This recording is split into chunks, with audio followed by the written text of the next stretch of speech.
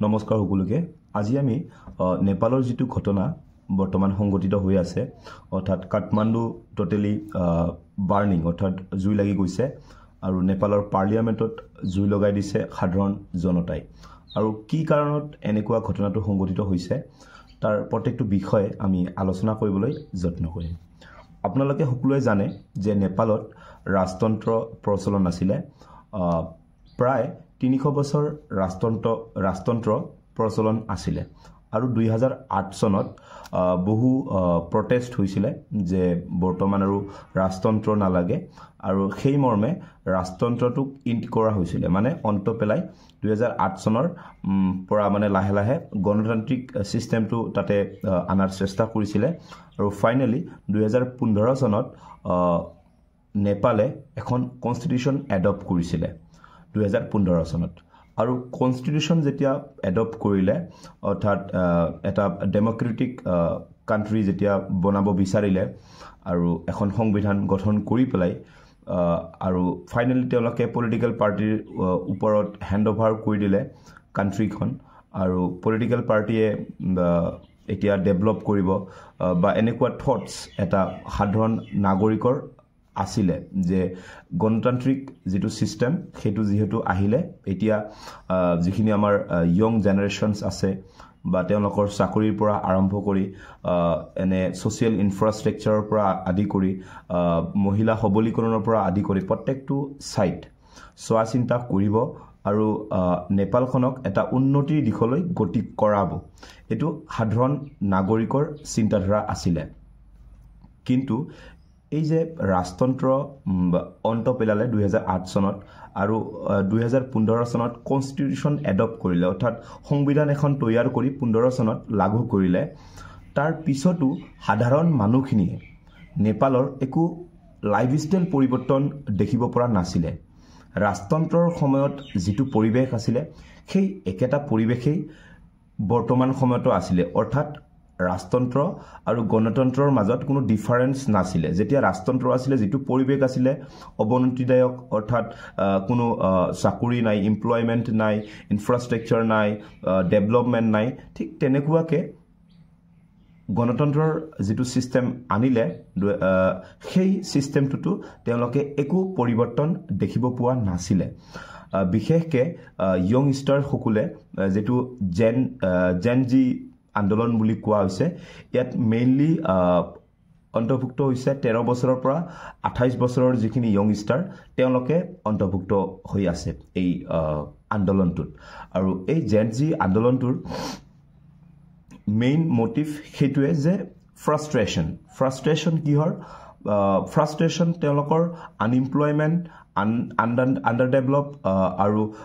কোনো ইনফ্ৰাষ্ট্ৰাকচাৰ নাই কোনো চাকৰি নাই কোনো ইনিশিয়েটিভ নাই গভৰ্নমেন্টৰ পৰা চৰকাৰৰ তৰফৰ পৰা আগত যেনেকৈ ৰাজতন্ত্ৰ আছিল ঠিক তেনেকুৱাকৈ চলি আহিছে আৰু পাৱাৰ যেটো হয় হেতু কেইটামান লাইক ফ্যামিলি টাইপৰ তেওঁলোকৰ 4-5টা ফ্যামিলিৰ ভিতৰতে আবদ্ধ হৈ আছে পলিটিক্যাল ক্ষমতাটো এইটো এটা মেইন ঘটনা এই যে পলিটিক্যাল যেটো পাৱাৰ হেতু সীমাবদ্ধ হৈ আছে আৰু ইনফ্ৰাষ্ট্ৰাকচাৰ আৰু লগতে একো এমপ্লয়মেন্ট গভৰ্নমেন্টে দিব পৰা নাই তাৰ বাহিৰেও গভৰ্নমেন্টৰ লৰা ছোৱালী সকলে অৰ্থাৎ গভৰ্নমেন্টৰ লৰা ছোৱালী নহয় মানে মই ক'ব বিচাৰিছো যে গভৰ্নমেন্ট জুনে ৰান কৰি আছে অৰ্থাৎ এমএলএ মন্ত্ৰী যিবিলাক লৰা ছোৱালী তেওঁলোকে ফৰেনত গৈছে আইফিল টাৱাৰৰ ওচৰত গৈছে তেওঁলোকে ডুবাই আবুধাবি গৈছে তেওঁলোকে তাতে ফটো মাৰি সোশ্যাল মিডিয়াত ভাইৰাল কৰিছে যে মই আজি ইয়াত আহিছো বা মই ইমান দামী এখন গাড়ী কিনিছো ইমান দামী বেগ কিনিছো আৰু এইবিলাক কোনে দেখুৱাইছে সেই 4-5টা ফ্যামিলিৰ যেটো ফ্যামিলি মিলি যেটো গভৰ্নমেন্ট ৰান কৰিছে তেওঁলোকৰ লৰা ছোৱালীখিনিয়ে এনেকুৱা ধৰণৰ এটা ইন্টেনশন সোশ্যাল মিডিয়াত প্ৰভাইড কৰে যে আমি এনেকুৱা লাক্সাৰিয়াছ এটা লাইফ এনজয় কৰিছো আৰু এই যিবিলাক পোষ্ট ফেসবুক পোষ্ট হক ইনষ্টাগ্ৰাম পোষ্ট হক বা টুইটাৰ পোষ্ট হক এইবিলাক সাধাৰণ নাগৰিকে দেখি আছে অৰ্থাৎ যিখিনি বৰ্তমান সময়ত যেনেকুৱা মই বা মই বুজি পাওঁ কোনে কি পোষ্ট কৰে বা সেই পোষ্টটো মই এটা চিন্তা সোমায় মনত যে এইটো লেভেলত আছে মানুহজন তো সেয়াৰ মানে অৰ্থাৎ নেপালৰ যিখিনি য়ংষ্টাৰ তেওঁলোকে চাকৰি নাই পোৱা তেওঁলোকে কাম কৰাৰ কাৰণে ভাৰতবৰ্ষত আহিছে তাতে মজদুৰি কৰিছে নাইট ৱাটচমেন কৰিছে চাকৰি নাই ইনফ্ৰাষ্ট্ৰাকচাৰ নাই কোনো গভৰ্ণমেণ্ট ইনিচিয়েটিভ নাই কিন্তু তেওঁলোকৰ নিজৰ ল'ৰা ছোৱালীসকলক ইমান এটা লাক্সাৰিয়াছ লাইফ দি দিছে তেতিয়া ছ'চিয়েল মিডিয়াত যেতিয়া এই পোষ্টবিলাক ভাইৰেল হৈছিলে এই আপোনাৰ MLA মন্ত্ৰীৰ ল'ৰা ছোৱালীবিলাকৰ সেইবিলাক ক্ৰিটিচাইজ হৈছিলে যে কোৱেশ্যন হৈছিলে যে তেওঁলোকে টকাবিলাক ক'ত পায় সেই ল'ৰা ছোৱালীবিলাকে MLA মন্ত্ৰীৰ ল'ৰা ছোৱালী নিশ্চয় গভৰ্ণমেণ্টৰ টকা তেওঁলোকে খৰচ কৰি আছে নিশ্চয় চৰকাৰৰ টকা তেওঁলোকে খৰচ কৰি আছে এনেকুৱা ধৰণৰ ক্ৰিটিচিজম এটা আহি গৈছিলে নেপালত আৰু সেইটো লাহে লাহে বাঢ়িব ধৰিছিলে আৰু সেই মুহূৰ্ততে গভৰ্ণমেণ্টে নটিচ কৰিছে সেই ক্ৰিটিচাইজবিলাক আৰু আপোনাৰ ছ'চিয়েল মিডিয়াত কিছুমান কোৱেশ্যনৰ ৰেইজ হৈছিলে যে টকা ক'ৰ পৰা আহিছে এই যে টকাবিলাক যে পাইছে সেই নেতা মন্ত্ৰীৰ ল'ৰা ছোৱালীবিলাক যে এনেকুৱা লাক্সাৰি ঠাইত যাই ফটো মাৰিছে লাক্সাৰি বস্তু কিনিছে তেওঁলোকে টকাবিলাক ক'ত পাইছে ইণ্টাৰনেলি মানুহবিলাকে গম পোৱা হৈছিল যে যিহেতু তেওঁ MLA মন্ত্ৰীৰ ল'ৰা বা ছোৱালী তেওঁৰ হাতত টকা থাকিবই আৰু MLA মন্ত্ৰীৰ টকাটো ক'ৰ পৰা পায় গভৰ্ণমেণ্টৰ পৰা গভৰ্ণমেণ্টে টকাটো ক'ৰ পৰা পায় ৰেভিনিউৰ পৰা ৰেভিনিউটো কোনে দিয়ে ইণ্টাৰনেলি পাব্লিকে দিয়ে তো যোনে বুজি পায় অৰ্থাৎ কোনে বুজি পাব এই কথাখিনি 13 বছৰৰ পৰা 28 বছৰৰ মানুহখিনি বেছি বুজি পাব বা 28 বছৰৰ ওপৰৰ মানুহখিনিও বুজি পাব কিন্তু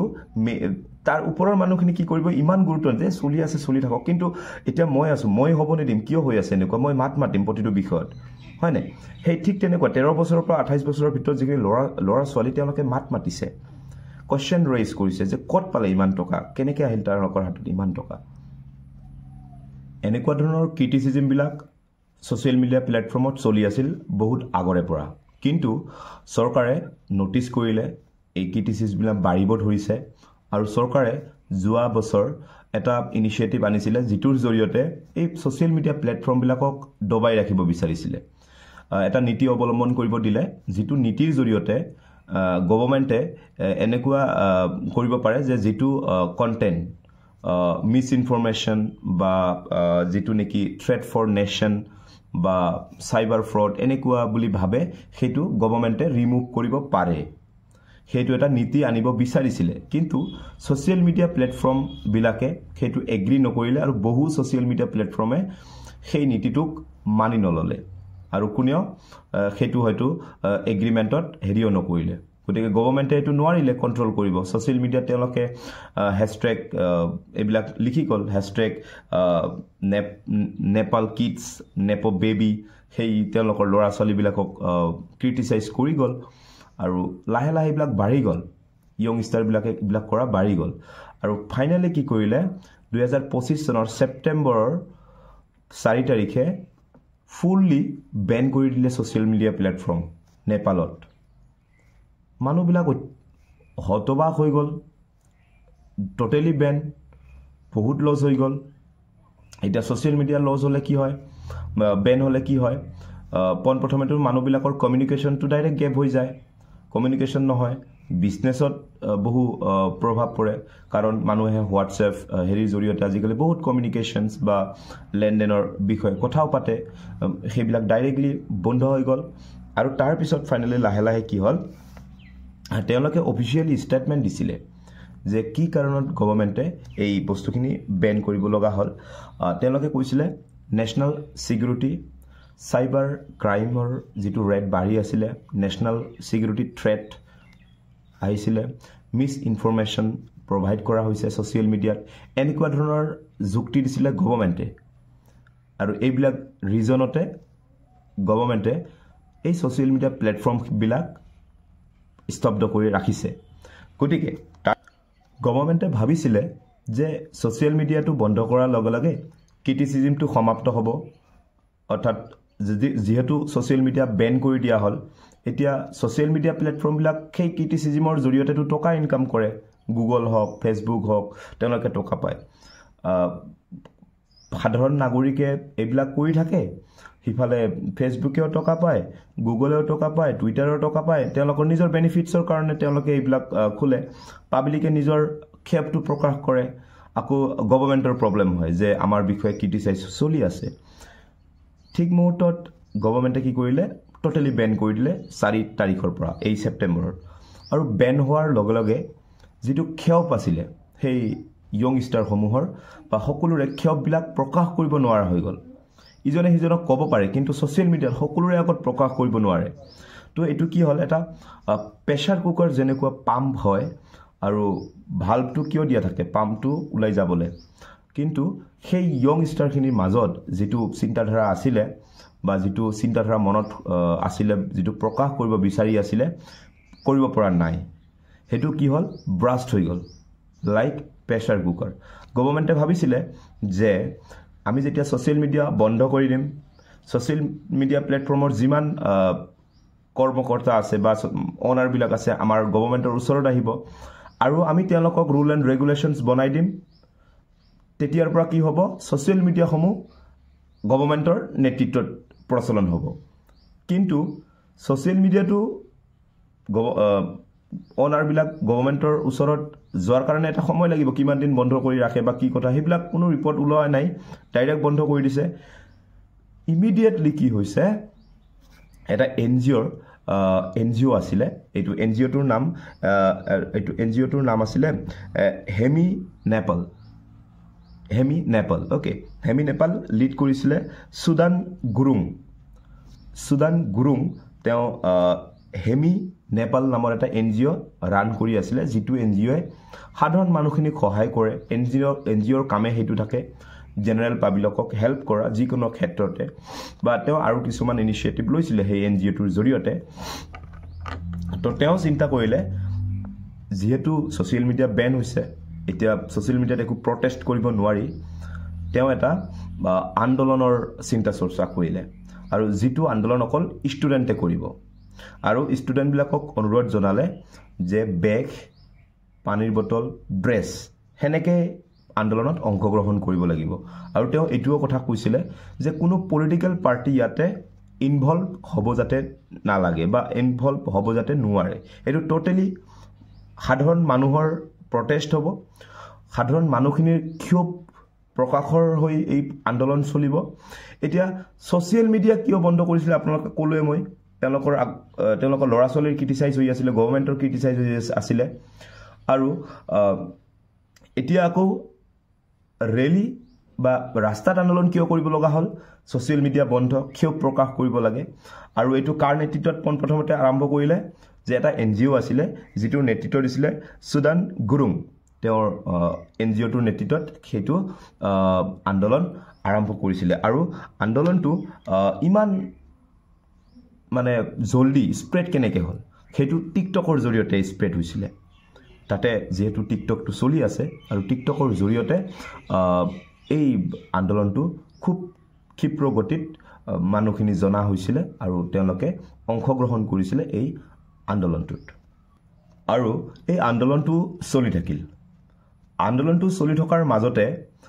মানুহ বহুত হল সকলোৱে আহি পাৰ্টিসিপেট কৰে এই আন্দোলনত কাৰণ সোশ্যাল মিডিয়া নাই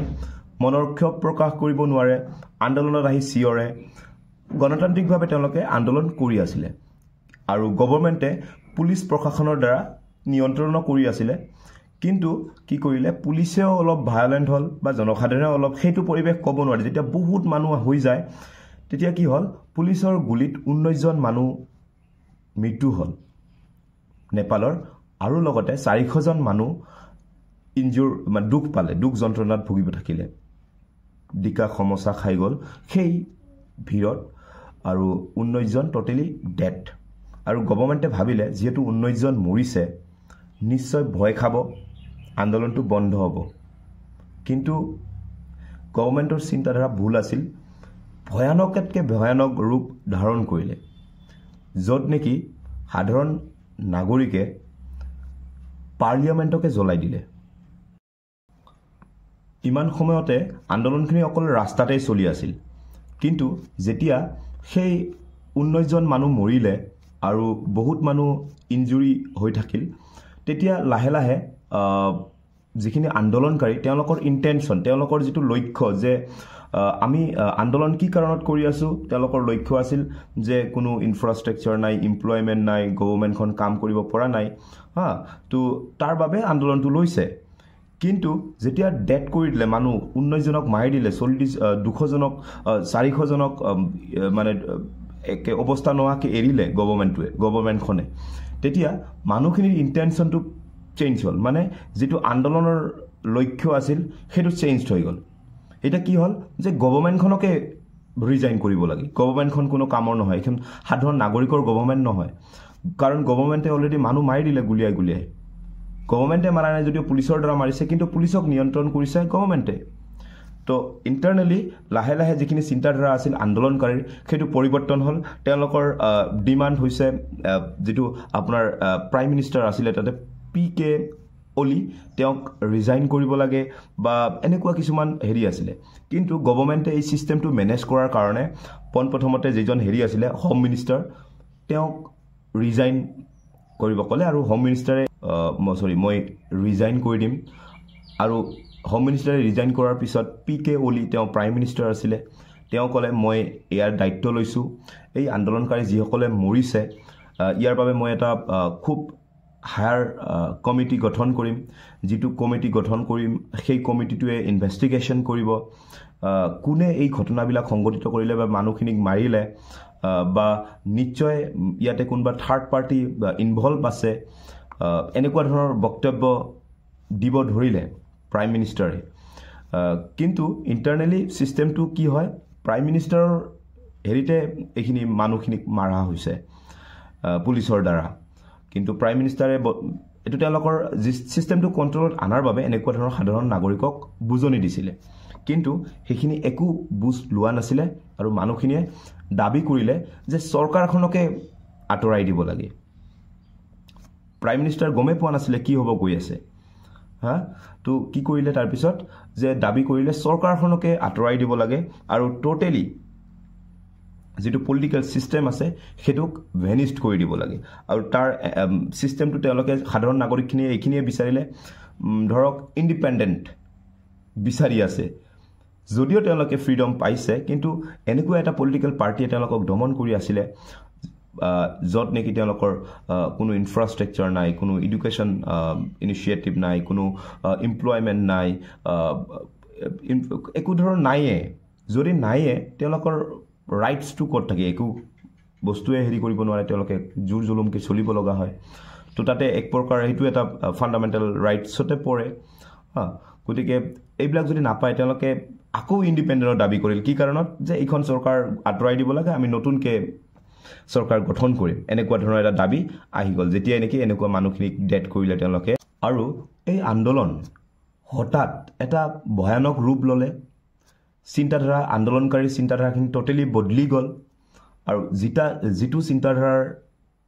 দ্বাৰা তেওঁলোকে এই আন্দোলনটো আৰম্ভ কৰিছিলে সেইটো চিন্তাধাৰা আৰু নাই তেওঁলোকক গভৰ্ণমেণ্টখনে চেঞ্জ কৰিব লাগে আৰু প্ৰাইম মিনিষ্টাৰে এনেকুৱা এটা পৰিৱেশ আহিলে যত নেকি তেওঁ আৰ্মিৰ কণ্টেইনাৰত গৈ পেলাই তেওঁৰ জীৱন ৰক্ষা কৰিব লগা হ'ল প্ৰাইম মিনিষ্টাৰ এজনক আৰু কৰবাত গৈ লুকাই থাকিব লগা হ'ল গতিকে যিজন প্ৰাইম মিনিষ্টাৰে কেইদিনমান আগত চাইনাত গৈ পেলাই দাবী কৰিছিলে যে আপোনাৰ কালাপানী বুলি এটা ঠাই আছে আমাৰ ইণ্ডিয়া আৰু নেপালৰ হেৰিত পৰে সেইটো চাইনাক কৈছিলে যে কালাপানীটো আমাৰ নেপালৰ আৰু সেইটো আমাক লাগে সেইটো ইণ্ডিয়াই কোনো ইণ্টাৰফেয়াৰ কৰিব নোৱাৰে তেওঁ কত মাথা মাৰি আছিলে তেওঁৰ দেশৰ ইণ্টাৰনেলি অৱস্থা ইমানে বেয়া হৈ আছিলে ইয়ংষ্টাৰ বিলাকৰ ইমান এটা ডাঙৰ ফ্ৰাষ্ট্ৰেচন মনত সোমাই আছে তো হিবিলাক দূৰ নকৰি ইন্টাৰনেশনাল লেভেলত গৈ পেলাই তেওঁ ভাৰত আৰু নেপালৰ মাজত যেটো কালাপানী বুলি এটা হেৰি আছে হেতুত গৈ পেলাই তেওঁ ইন্টাৰফেয়াৰ কৰি আছিল গতিকে এটো এটা ইন্টাৰনেশনাল লেভেলৰ কথা কিন্তু এটা আমি আকৌ ঘূৰি আহো নেপালৰ কথাত নেপাল এনেকুৱা এটা সিচুৱেশনত গুছি গল যত নেকি প্ৰাইম মিনিষ্টাৰে আৰ্মিৰ কণ্টেইনাৰত গৈ লুকাই থাকিব লগা হল এনেকুৱা এটা পৰিৱেশ আহিলে আৰু কি হল এই আন্দোলনকাৰী সকলে নেপালৰ যেটো পাৰ্লিয়ামেন্ট আছিল 9 তাৰিখ সেপ্টেম্বৰৰ 9 তাৰিখে আফটাৰনুন মান সময়ত অৰ্থাৎ দুপৰীয়াৰ সময়ত পাৰ্লিয়ামেণ্টত সোমাই পাৰ্লিয়ামেণ্ট তেজ নেজ কৰি দিলে, পাৰ্লিয়ামেণ্টখন ভাঙিলে, পাৰ্লিয়ামেণ্ট টোটেলি জ্বলাই দিলে। আৰু পাৰ্লিয়ামেণ্টৰ ভিতৰৰ পৰা কিছুমান মানুহ আছিলে, কিছুমান MLA মন্ত্ৰী বা এনেকুৱা লাইক ফাইনেন্স মিনিষ্টাৰকো আমি ৰাস্তাত বগৰাই মাৰা দেখিছোঁ। আন্দোলনকাৰীৰ ইণ্টেনশ্যন চেঞ্জ হৈ যায়। তাতে বহু ধৰণৰ মানুহ থাকে, তেওঁলোকৰ বহু ধৰণৰ অপিনিয়ন সৃষ্টি হয়। গতিকে তাত আৰু চাম্ভাল দিয়াটো ইমান সহজ নহয়। আৰু সাধাৰণ নাগৰিকে তেওঁক নেকেট অৱস্থাত আমি মাৰি থকা দেখিছোঁ, পিটি থকা দেখিছোঁ। আৰু এনেকুৱা হৈছে তাতে কিছুমান MLA মন্ত্ৰীৰ এক্স MLA মন্ত্ৰীৰ হেৰিক মাৰিও পেলোৱা দেখিছোঁ গুলিত। গতিকে এক খুব ভয়ানক পৰিৱেশ সৃষ্টি হৈছিল, নেপালত সৃষ্টি হৈ আছে। গতিকে ইয়াৰ মেইন ৰিজন বহুত ক'ব গ'লে মেইনলি ইনফ্ৰাষ্ট্ৰাকচাৰ, আনএমপ্লয়মেণ্ট আৰু ডমিনিয়ন এটা প্ৰভাৱ, যিখিনি তেওঁলোকে সাধাৰণ নাগৰিকৰ ওপৰত কৰি আহিছিলে। আৰু এইখিনি ব্লাষ্ট হৈছে। মই ক'লোঁ নহয় যে ছ'চিয়েল মিডিয়াটো যেতিয়াই বন্ধ কৰিল, মানুহখিনিয়ে ক্ষোভটো প্ৰকাশ কৰিব নোৱাৰিলে। ক্ষোভটো ক'ত প্ৰকাশ কৰিব আহিলে? আন্দোলনত। আৰু ৰিয়েলত ক্ষোভটো যেতিয়া প্ৰকাশ কৰে মানুহৰ খংটো বেছি থাকে। ছ'চিয়েল মিডিয়াত ক্ষোভটো প্ৰকাশ কৰিলে অলপ অকলে থাকে, ক'ৰবাত ফোনত কিবা লিখি পেলাই সেইটো হেৰি কৰিলে। গতিকে গভৰ্ণমেণ্টক বহুত গুৰুত্ব দিব লাগে, বহুত কিছুমান বিষয়ত চকু ৰখাটো খুব দৰকাৰ। গতিকে মই আপোনাক গোটেইখিনি কথা ক'লোৱে যে বৰ্তমান নেপালৰ পৰিৱেশ কেনেকুৱা আৰু কি ধৰণৰ আৰু কি কাৰণত পৰিৱেশটো সৃষ্টি হ'বলৈ সক্ষম হৈছে, গভৰ্ণমেণ্টে কোনখিনিত ভুল কৰিলে, কি ধৰণৰ গুৰুত্ব দিব লাগিছিলে, কি ধৰণৰ গুৰুত্ব দিয়া নাই, আৰু তাৰ ফলতে এনেকুৱা ধৰণৰ এটা কাৰ্য সংঘটিত হ'ল য'ত নেকি সাধাৰণ নাগৰিকে পাৰ্লিয়ামেণ্টটোকে জ্বলাই দিব লগা হ'ল। যিহেতু 300 বছৰমান তাতে ৰাজতন্ত্ৰ প্ৰচলন আছিলে, হয়তো পাৰ্লিয়ামেণ্টো জ্বলাই দিয়াৰ মানে এইটোৱে বুজায় নেকি যে মানুহে আকৌ ৰাজতন্ত্ৰকেই বিচাৰিছে। আৰু যিজন ৰজা আছিলে, যাক 2008 চনত বাধা দিয়া হৈছিলে যে তুমি আৰু ৰাজতন্ত্ৰটো কণ্টিনিউ কৰিব নালাগে, তেওঁ আছিলে জ্ঞানেন্দ্ৰ শ্বাহ। আৰু তেওঁ এই বিষয়টোত মতামত দিছে। তেওঁ কৈছে যে দুটা পাৰ্টিয়ে এটা আলোচনাত বহক, যিহেতু ইমান ডাঙৰ এটা ঘটনা হৈ গৈছে। তেওঁ এটা সলিউশ্যন বিচাৰি পেলাই হেৰি কৰিছে, সাধাৰণ নাগৰিকখিনিক এটা বুজন দিবলৈ যত্ন কৰিছে। কিন্তু তথাপিও সাধাৰণ নাগৰিকখিনিয়ে এতিয়ালৈকে বুজা নাই। কিন্তু আমি আজি দেখিছোঁ কিছুমান নিউজ পেপাৰত সাধাৰণ নাগৰিকে যিখিনি তাতে ভঙা ভাঙি কৰিছিলে সেইখিনি চাফ চিকুণতো গুৰুত্ব দিছে। হয়তো লাহে লাহে নেপালৰ যিটো চিটুৱেশ্যন বা পৰিৱেশ সেইটো লাহে লাহে ঠাণ্ডা হ'ব আৰু তাতে কোনোবা নতুন মানুহ আহি পেলাই গভৰ্ণমেণ্ট ফৰ্ম কৰিবলৈ যত্ন কৰিব। গতিকে এতিয়া লক্ষণীয় হ'ব কোনে সেই গভৰ্ণমেণ্ট ফৰ্ম কৰে বা কোনে সেই দায়িত্বটো লয় যে জনসাধাৰণক আমি এইবিলাক যিবিলাক সুবিধাৰ পৰা বঞ্চিত কৰিছিলে পৰৱৰ্তী গভৰ্ণমেণ্টে বা আগন্তুক গভৰ্ণমেণ্টে, তো পৰৱৰ্তী সময়ত আমি সেই সা সুবিধাবিলাক দিবলৈ যত্ন কৰিম। সেই এটা ডাঙৰ দায়িত্ব, আৰু সেই দায়িত্বটো লৈ পেলাই যোনে গভৰ্ণমেণ্টটো ৰান কৰে তেওঁ এটা মহান মানুহ হ'ব বা ভাল ব্যক্তিয়ে ওলাব লাগিব। কাৰণ এনেকুৱা এটা সময় বা এনেকুৱা এটা পৰিৱেশ অন্ত পেলাই তেওঁ যে ইমান এটা ডাঙৰ গধুৰ দায়িত্ব ল'ব। গতিকে আগন্তুক দিনত এই খবৰবিলাক পালে মই আপোনালোকক জনাব চেষ্টা কৰিম। ধন্যবাদ।